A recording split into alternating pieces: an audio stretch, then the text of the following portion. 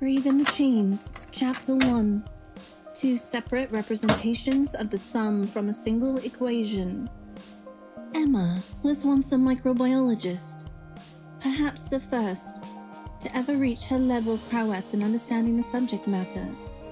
Also quite likely the only one to ever do so. She was certainly the first to uncover the necessary knowledge and tools required to change her world the way that she did. But everything began only months before she turned 14, when her grandfather died unexpectedly. It wasn't any real trauma for her, emotionally, not that she would admit to herself yet anyway.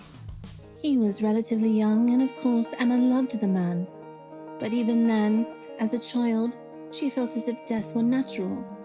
All through his life, she had appreciated the time that they had spent together. She was happy to have learned the many things that he had taught her. Still, though, a little rattled from realizing that she now lives alone. But she really was handling all of it.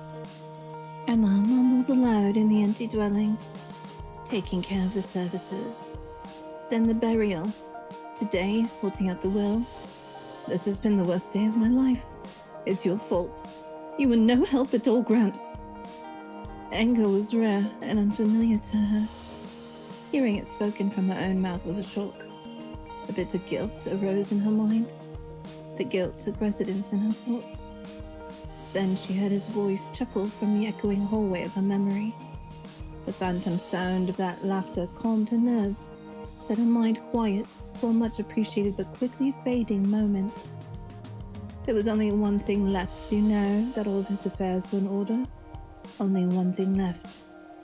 As she settled into the small house that she now shared with no one. Read the letter. She hesitated and began to stumble. Every subdued emotion flooded her at once. Now that she was alone and no longer had the obligation of necessary arrangements to distract her. She attempted to speak, but her throat was dry. So the noise she made was weak and sounded strange.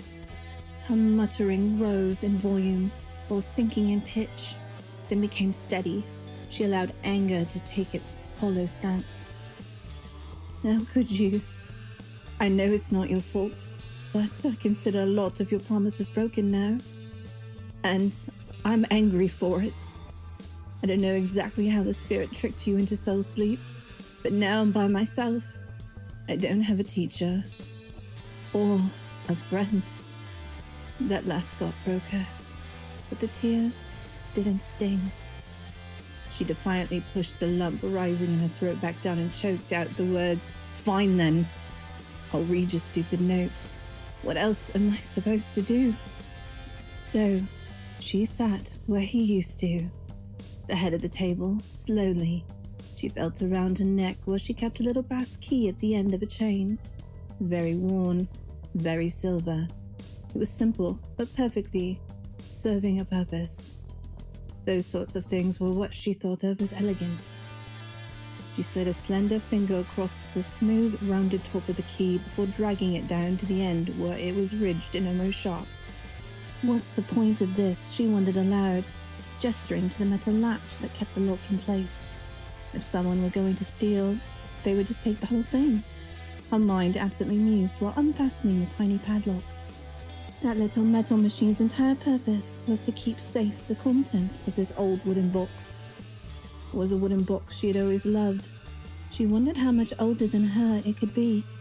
It smelled sweet, like the dark red cedar that Gramps had made it from. The sweetness blended with the heavier scent of dried tobacco he'd often stored inside. Together, these fragrances created a pleasant musk that Emma associated so closely with him. So closely that for a second she felt as if he were there with her. "I guess you've done a fine job, really," she said, taunting the deaf little lock, who didn't care at all, either way. The lock replied with a little pop as she turned the key. Gramps had been a classy fellow in his own low-rent, retired genius sort of way. You could tell because the letter addressed to Emma was fastened with sealing wax, and 3 letters had been stamped into the center. E.S.L. He's being cryptic from beyond the grave. Something Emma would tell you was unsurprising. She peeled away the wax seal, nervous, but quite carefully. She already treasured this envelope. It wasn't just part of a will, but a pact. Inside were 3 small notes stacked on top of each other and placed atop another box. The largest of the 3 notes was at the bottom of the stack. It appeared to be on a thicker paper than the 2 others. Something about it caught Emma's eye for the first time, so she examined the larger, bottom note first. It displayed a detailed drawing of what looked like a wooden tube with lenses at the ends. Strange little legs were attached to hold the thing upright. It was clearly labeled in Gramps' writing and had been drafted on his gridded invention paper, as he had called it. The second note in the stack read, "You inspired me to create this invention, and I leave it to you, Emma. I call it the microscope. You were obsessed with all curiosities, even as a babe. Your first word was why. When you came to live with me, you about drove me crazy. You would ask me why repeatedly, and I'd do my best to explain the truth before I honestly could no longer answer with any authority.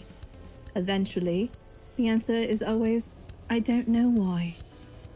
Your persistent curiosity, and the way you'd light up when I would teach you anything at all. Those are the only reasons I was ever able to find my passions again. I wanted to be able to show you far beyond what this old inventor had any opportunity to learn.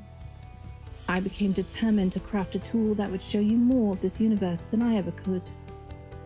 So I wondered one afternoon, do you remember? It was the day you discovered the insects who made our garden their home.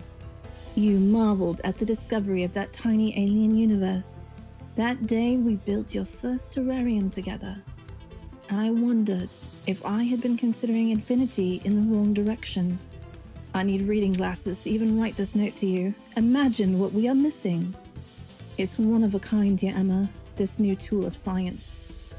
But with the blueprint here, it need not remain that way. I'm a bit taken aback at my discovery. I've witnessed things that break what we consider unchanging laws of nature. Of course, I've left you my detailed logs, but unfortunately, dear, if you're reading this, my studies have concluded. And I know the nature of your curiosity might force you to see for yourself. However, I do not leave this to you as a trap. You do not owe anything to me. You've no obligation to carry on this work. I do not want you to pursue any field of study you don't want to, but I leave it nonetheless for you as my life's work and as an opportunity you can take if you wish. I thought you would be upset if I kept it from you. No, Emma, you have my poetry and songbooks. Those are the only parts of the soul allowed to remain when we must leave. Trust, it was not my choice to go. You changed everything for the better. I love you. Gramps.